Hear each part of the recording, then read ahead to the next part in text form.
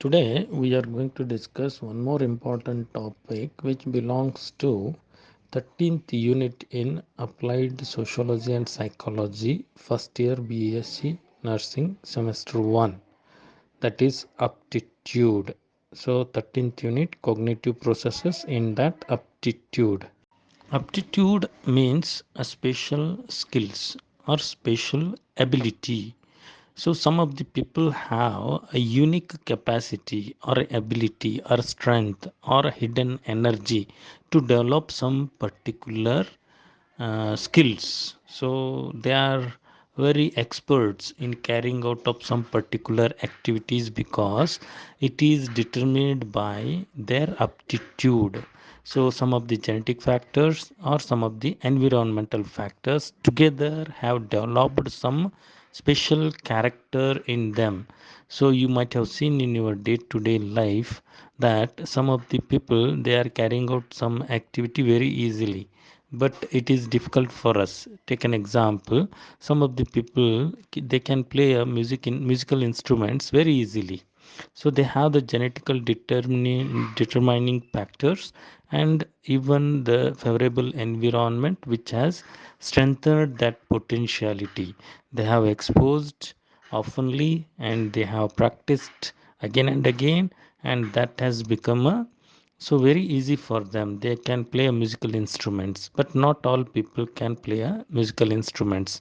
So they had that aptitude, that special ability, that special skill potentiality within them. So that makes people different from all others. Individual differences that is caused by the aptitude, a special ability or a strength. So it is a special quality we can say. So intelligence, it is a general ability. Aptitude is a special ability. So something related to particular skill. So general ability is intelligence. So IQ, intelligence quotient. So whether the person is intelligent or not, you all may be knowing average IQ level is 90 to 110. So below 70 is mentally retarded. So if the person is having less IQ, he will be dull. So general ability will be somewhat slower and below average. So if the IQ level is higher, so the general ability will be above average. He will be genius. So you can say like that. Some of the people they develop highly specific skills or specialized skills, appropriate and suitable skills because of their special neural and muscular organization. So they have some neuronal and muscular influence in developing some particular activities, musical instrument playing or mechanical work, so working with machines, so or carrying out of some particular activities like art, so or teaching or speaking some languages. So all that special or unique capacities or strengths, you can say clerical work even or scholastic skills, development of particular scholastic skills or teaching skills and even engineering skills or drawing some arts, musical instrument playing or mechanical work. So all these activities they need a special skills in an individual. So we cannot have all these skills in a one particular individual. Different people have different unique and particular and specialized skills and abilities. So that is all determined by a special neuronal and muscular organization which makes them different in their surrounding environment. So that is individual differences are caused by this special and unique capacity, or you can say ability or special skill, so which is a result of special neuronal and muscular organization which will develop a special skills in an individual, the special capacity, ability in an individual, potentiality you can say in an individual. Nature of aptitude. So whether then aptitude is determined by genetic factors or environmental factors. So we may think that the people who are carrying out some special activities or having some unique skills or special qualities, they all are determined by genetic factors. We may think like that they are gifted by birth. So it is nothing like that. The aptitude is neither completely inborn nor acquired. So we are having some genetic factors. Because of that, we may have some inner potentiality, but to express outwardly, we need a favorable environment.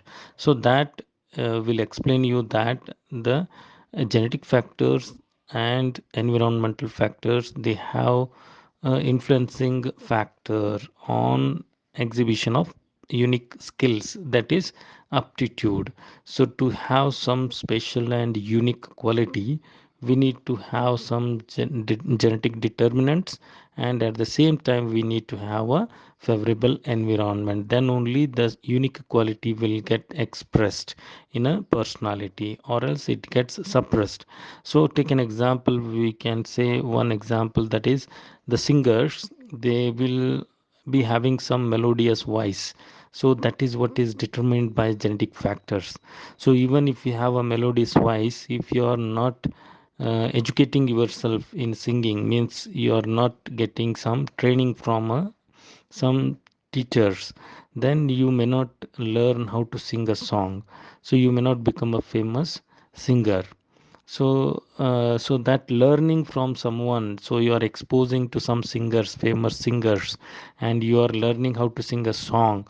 So that is an environmental factor. So here genetic factor has determined the melodious voice, and you are learning how to sing a song in a particular way, in a proper way, with rhythm and all.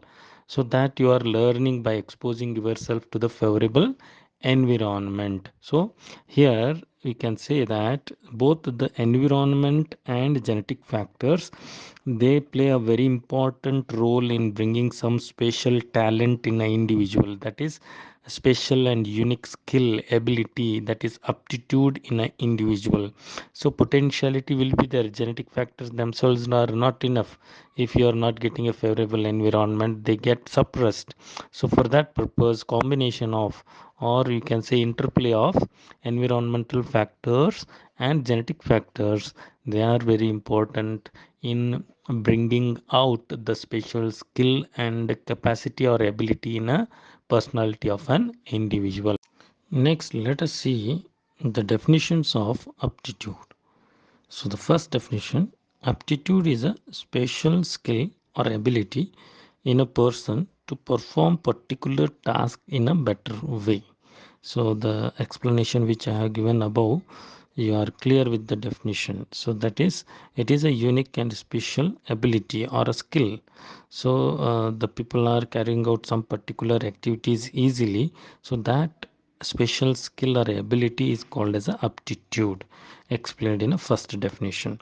So let's just see the second definition here, which is given by Freeman in the year 1971. The Freeman has defined aptitude like, so aptitude is a combination of characteristics indicative of an individual's capacity to acquire with training some specific knowledge, skill, or a set of organized responses, such as the ability to speak a language, to become a musician, to do a mechanical work.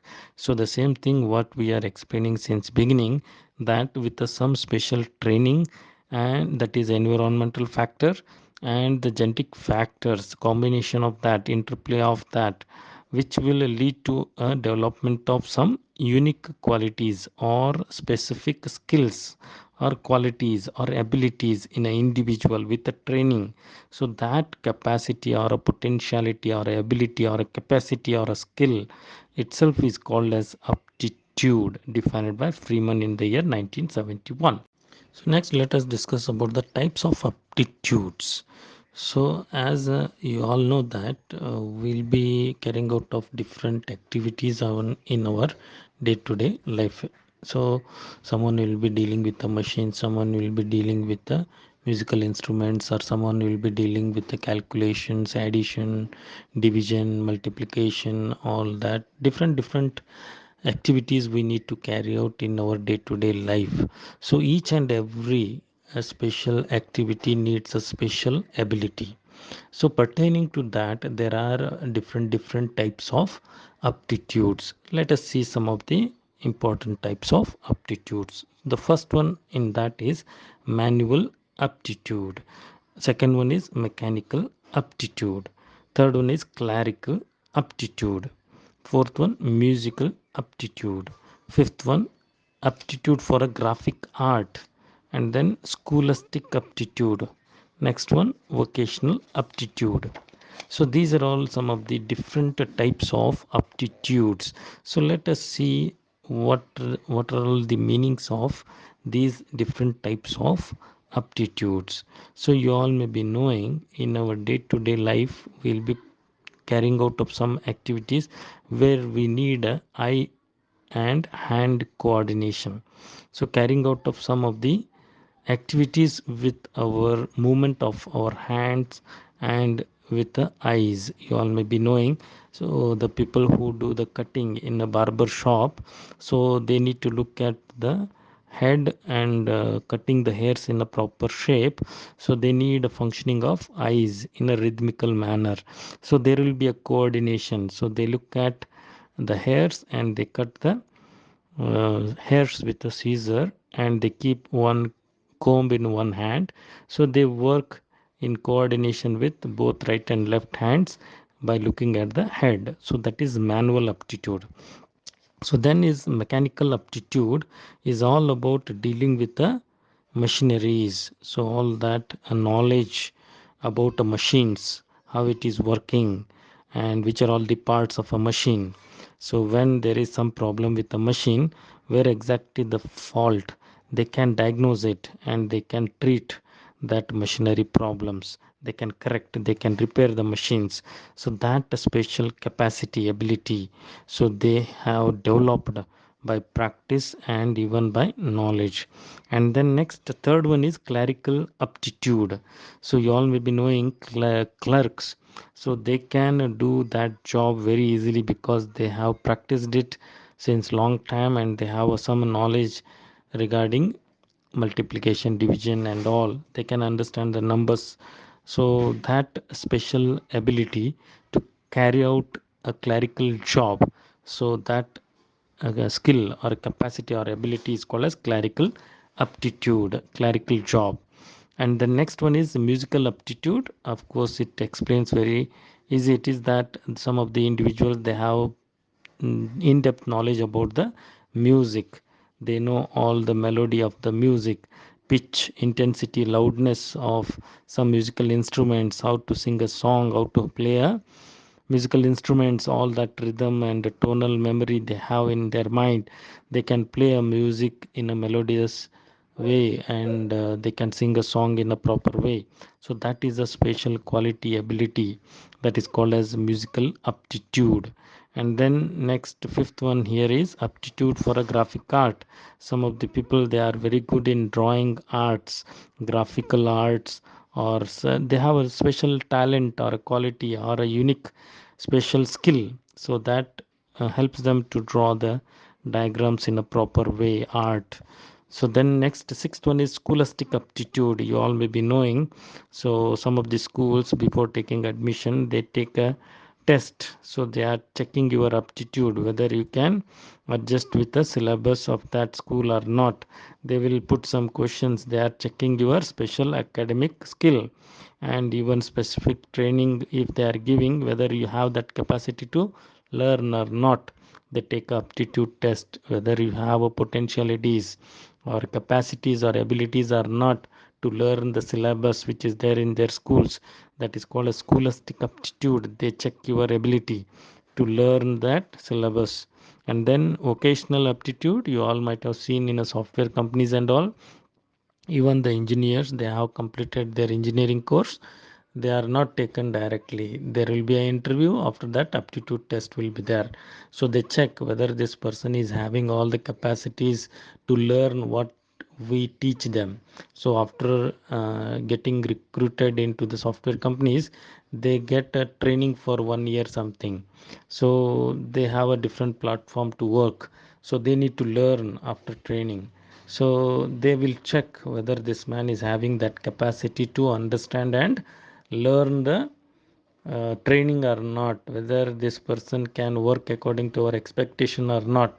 They check the aptitude only. That is called as vocational aptitude, ability to learn and reproduce the uh, things, or mechanical or clerical work or software related knowledge and capacity or ability or strength, whether he is having. They will check in a aptitude test, that is called as vocational aptitude.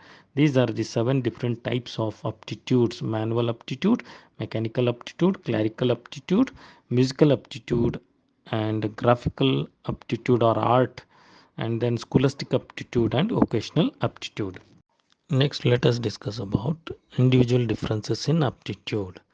You all might have seen the students, nursing students, they all study B.Sc nursing, but some of the students they get skills to work in operation theaters, dialysis units, and ICUs, intensive care units. So they get that knowledge, they practice and they learn some of the skills to work in intensive care units, operation theaters, and dialysis units and all.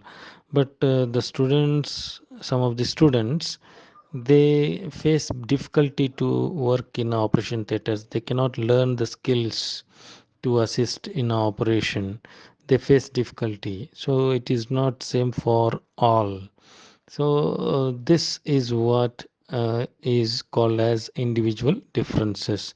It is based on the aptitudes which they have, a special ability, skill they have. So some of the students they learn it very easily and they start working comfortably in operation theaters, intensive care units, and some of the dialysis units. That needs a special knowledge and skill to work, not like a general wards. So it is not easy for everyone. So they are the difficult areas to learn something special and to reproduce in a working area, that needs a special aptitude. So some of the students they are facing problems, some of the students they are getting it very easy. Means they all are studying the same course, B.Sc nursing, but it depends on their aptitude, how they are learning and comfortable in some areas, and some are comfortable in other areas. So this is what is the individual difference. Not all individuals are getting all the skills. So there are many different types of skills, we are not getting all of them. So we cannot play musical instruments. It is very difficult for us because we don't have any inner capacity, and even we have not practiced it. And so some of the people they are playing music very easily because they have that aptitude with them, they have practiced based on, they have understood their inner capacities, that is aptitude, and based on that they have practiced, that is environmental factor, exposing themselves and practicing that skill, and they have become a perfect. So that's how the individual personalities are determined. We have a different traits, qualities, characteristics, group of traits which make us different in our surrounding environment. So this aptitude level or the aptitude also makes a difference in the individuals, that is called as individual differences. So next let us discuss about the aptitude tests.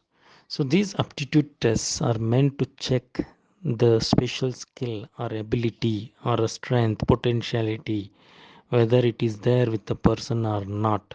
There are some list of questions designed by psychologists to check the presence or absence of a special skill, that is aptitude. So these aptitude tests are classified broadly into 2 categories: general aptitude tests and specialized aptitude tests. So the first category, generalized aptitude test, there are many types of aptitude tests. Number one, differential aptitude test, DAT. Number 2, General Aptitude Test Battery GATB. Number 3, Guilford Zimmermann Aptitude Survey. Number 4, Comprehensive Ability Battery CAB. So these are general aptitude tests, means general skills, general ability. They check the list of questions designed to check the general ability, general aptitude. So then second category here, it is specialized aptitude test, particular specialized skill they are going to check. So it is not in general, it is specifically related to clerical work or musical work or scholastic skill or mechanical work. So related to that special skill, there are different special aptitude tests designed by different psychologists. So in that specialized aptitude tests, number 1, mechanical aptitude test. Number 2, Detroit clerical aptitude test. Number 3, Seashore Musical Aptitude Test. Number 4, Aptitude Test for Graphic Art. Number 5, Scholastic Aptitude Test.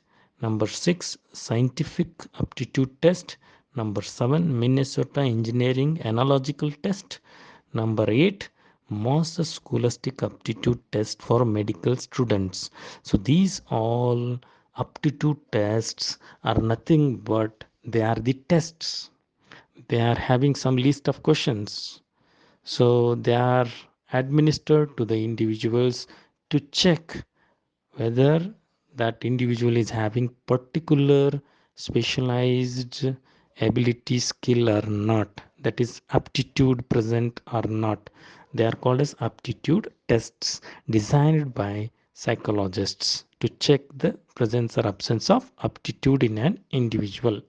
Next, let us discuss about the aptitude and the nursing officers in hospitals.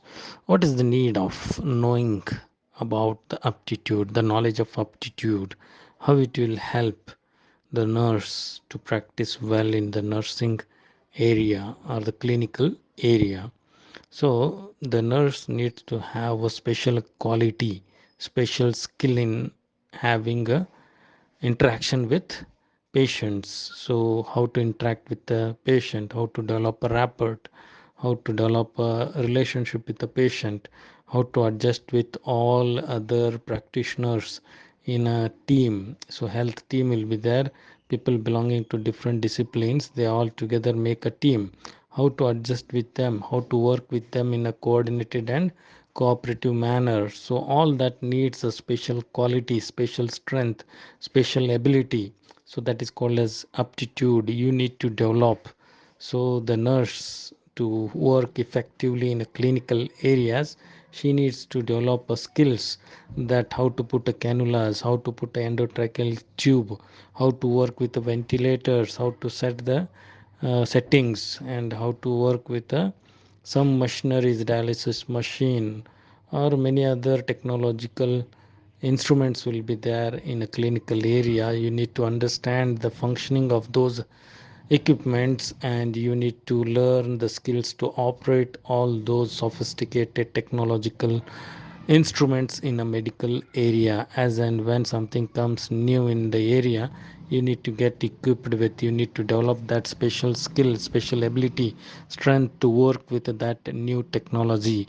So if you have all that capacity, skills, you will get a good name, you will be successful in the profession. Or else if you lag behind, no one is going to ask you, means you will be lagging behind, you will not get a good name, you will not be a effective and successful nursing officer. So to be successful in your profession, you all need to develop aptitudes, how to develop relationship with the patient, how to interact with all other professionals and patient attenders, how to work with machineries, new technological equipments in the area, everything related aptitudes you should develop. Then you will be successful in your profession. So that's how the aptitude is going to help you in your profession.